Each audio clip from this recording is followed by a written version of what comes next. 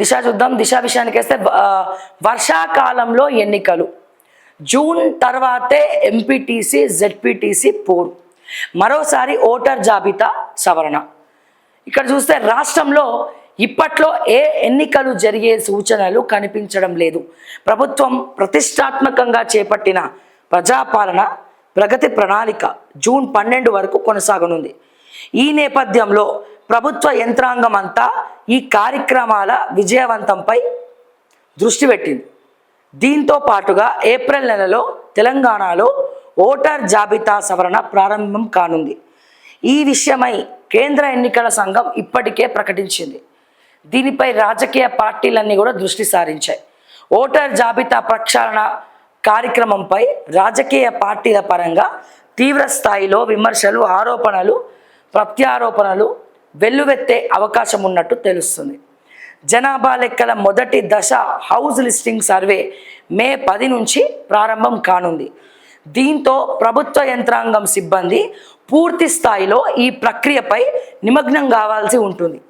జిల్లా, మండల, గ్రామ స్థాయిలో ఉండే కొద్దిపాటి సిబ్బంది ఈ 3 కార్యక్రమాలపై పూర్తి స్థాయిలో దృష్టి పెట్టాల్సి ఉంటుందని, ఈ 3 కార్యక్రమాలను అమలు చేయాల్సిన సిబ్బంది అంతా వారే అయినందున ఇప్పటికిప్పుడు ఎన్నికల నిర్వహణకు అవసరమైన సిబ్బంది అందుబాటులో ఉండరని ప్రభుత్వ అధికారులు అంచనా వేస్తున్నారు.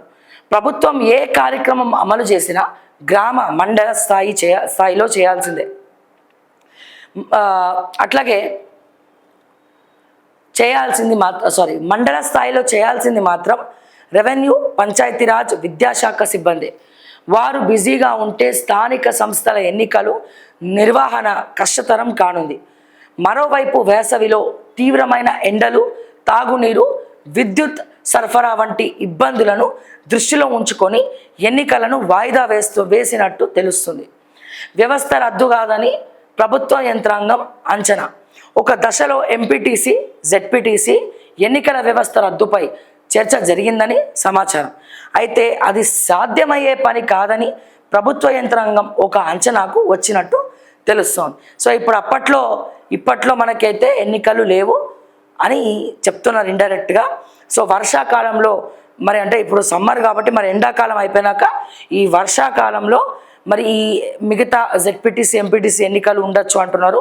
మరి నాకు తెలిసి కార్పొరేట్ ఎన్నికలు కూడా అప్పుడే ఉంటాయా, జిహెచ్ఎంసీ ఎన్నికలు చూడాలి ఏం జరుగుతుందో.